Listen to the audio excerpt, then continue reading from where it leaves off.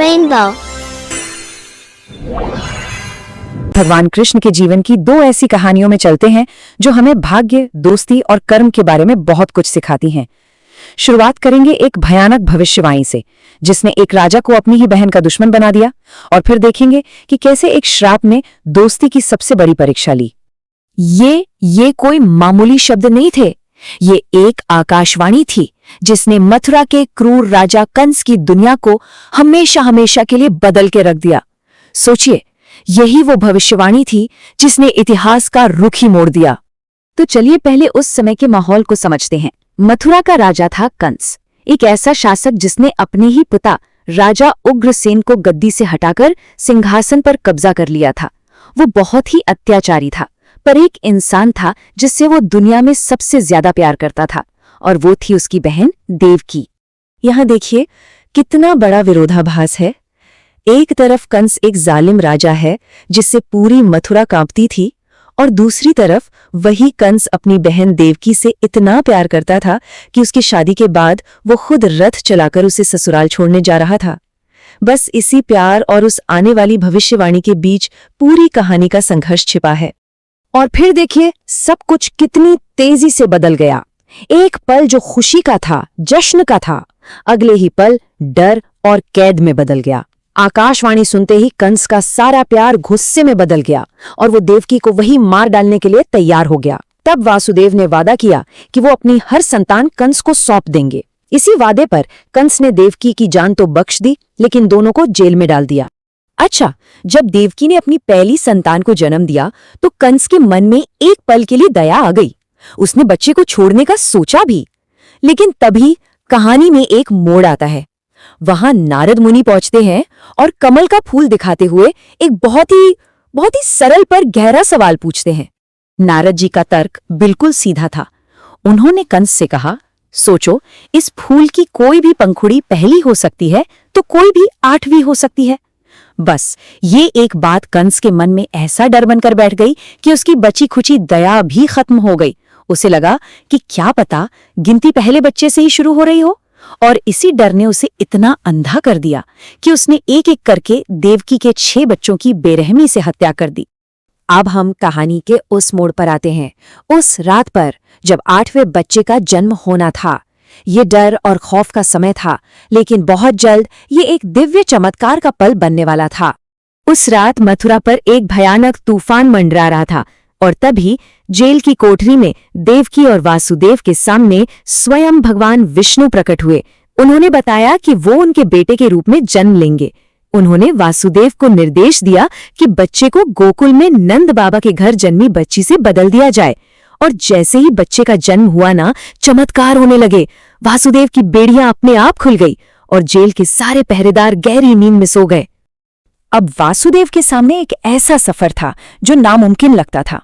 उन्होंने नन्हे बालक को एक टोकरी में रखा और गोकुल की ओर निकल पड़े। रास्ते में देखिए क्या क्या हुआ। उफनती हुई यमुना नदी ने खुद उन्हें रास्ता दे दिया। शेषनाग ने अपने फन से बच्चे को बारिश से बचाया। वासुदेव सुरक्षित गोकुल पहुंचे, बच्चों को बदला और वापस जेल लौट आए। उनके लौटते ही जेल के दरवाजे फिर से बंद हो गए। जब कंस को बच्ची के जन्म की खबर मिली तो वो उसे मारने के लिए दौड़ा, लेकिन जैसे ही कंस ने बच्ची को पकड़ा, वो उसके हाथ से छूटकर हवा में चली गई और देवी दुर्गा के रूप में प्रकट हुई। उन्होंने कंस को ये आखिरी और सबसे भयानक चेतावनी दी, तुझे मारने वाला गोकुल में सुरक्षित पहुंच चुका है, और ये कहकर वो गायब हो गई। चलिए अब कहानी में थोड़ा आगे चलते हैं। अब हम कृष्ण के बचपन की एक कहानी पर ध्यान देंगे, जो उनकी और उनके मित्र सुदामा की दोस्ती के बारे में है। ये दोनों गुरु सांदीपनी के आश्रम में एक साथ पढ़ते थे। इस कहानी के केंद्र में है एक श्राप। हुआ यूं कि आश्रम के पास एक गरीब महिला रहती थी जो कई दिनों से भूखी थी। किसी ने उसे थोड़े चने दिए, लेकिन चोरों ने वो चने चुरा लिए और भागते भागते उन्हें गुरु के आश्रम में छोड़ गए। उस भूखी महिला ने श्राप दिया कि जो कोई भी इन चनों को खाएगा उसे जीवन भर गरीबी झेलनी पड़ेगी। अब एक दिन गुरु माता ने इस श्राप से अनजान वही चनों की पोटली सुदामा को दी और कहा कि जंगल में भूख लगने पर कृष्ण के साथ बांटकर खा लेना।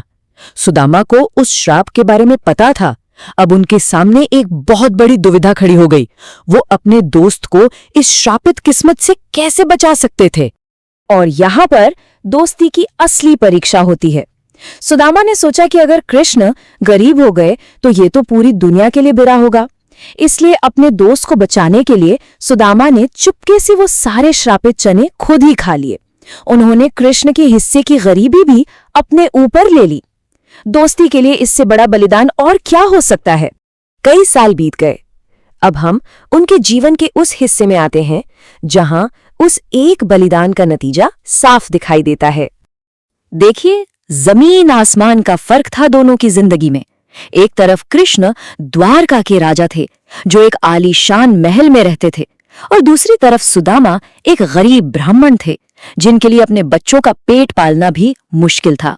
बचपन के दो दोस्तों के बीच अब एक बहुत बड़ी खाई बन चुकी थी। अपनी पत्नी के बहुत कहने पर सुदामा कृष्ण से मिलने के लिए मान तो गए, पर एक राजा के लिए क्या तोहफा लेकर जाएं? उनकी पत्नी ने पड़ोस से थोड़े से चावल उधार मांगे और एक पोटली में बांध दिए। ये छोटा सा तोहफा सुदामा की गरीबी और उनके प्यार दोनों की निशानी था। जब सुदामा द्वारका पहुंचे तो महल के पहरेदारों ने उनका मजाक उड़ाया, लेकिन जैसे ही कृष्ण ने सुदामा का नाम सुना, वो नंगे पैर अपने सिंहासन से दौड़ पड़े। उन्होंने अपने दोस्त को गले लगाया और अपने आंसुओं से उनके पैर धोए। कृष्ण के इस काम ने ये दिखा दिया कि सच्ची दोस्ती पद और पैसे से कहीं ऊपर होती है। सुदामा तो चावल की वो छोटी सी पोटली देने में बहुत झिझक रहे थे, लेकिन कृष्ण ने उनसे वो पोटली ले ली और इतने चाव से चावल खाने लगे मानो दुनिया की सबसे कीमती चीज खा रहे हों। उन्होंने कहा, मैंने आज तक इतने स्वादिष्ट चावल नहीं खाए। इस तरह उन्होंने अपने दोस्त के उस छोटे से तोहफे को दुनिया का सबसे बड़ा सम्मान दिया। सुदामा कुछ दिन द्वारका में रुके और फिर बिना कुछ मांगे ही वापस चल दिए। रास्ते भर वो सोच रहे थे कि अब घर जाकर क्या जवाब देंगे, लेकिन जब वो अपने गांव पहुंचे तो अपनी आंखों पर यकीन नहीं कर पाए। उनकी झोपड़ी की जगह एक आलीशान महल खड़ा था। कृष्ण ने बिना कुछ कहे ही अपने दोस्त को सब कुछ दे दिया था। तो इन दोनों शक्तिशाली कहानियों को एक धागे में क्या पिरोता है? जवाब है कर्म का अटल सिद्धांत। कर्म का सिद्धांत बहुत सीधा है। ये कहता है कि हर किसी को अपने किए हुए कामों का फल भोगना ही पड़ता है। अच्छा हो या बुरा, इससे कोई नहीं बच सकता। सुदामा ने श्रापित चने खाए थे, ये उनका कर्म था। इसलिए कृष्ण के दोस्त होने के बावजूद उन्हें उस कर्म का फल यानी गरीबी भोगनी ही पड़ी। तो देखिए, कर्म का नियम सबके लिए एक जैसा है। कंस को अपने बुरे कर्मों का फल मिला और उसकी मौत हुई। सुदामा ने दोस्ती में त्याग का कर्म किया तो उन्हें पहले गरीबी सहनी पड़ी और फिर अपार धन दौलत मिली। और यहाँ तक कि स्वयं कृष्ण भी कर्म के नियम से बंधे थे। उन्होंने सुदामा के कर्म का फल पूरा होने का इंतजार किया और उसके बाद ही अपनी कृपा बरसाई। मतलब साफ है, सबसे जरूरी हमारे कर्म ही हैं, क्योंकि उनका फल मिलना तय है। तो आखिर में एक सवाल हमारे लिए भी है, अगर स्वयं ईश्वर भी कर्म के नियमों से बंधे हैं तो हमारे अपने कर्म, हमारी अपनी चॉइसेस सच में कितनी ज्यादा मायने रखती हैं?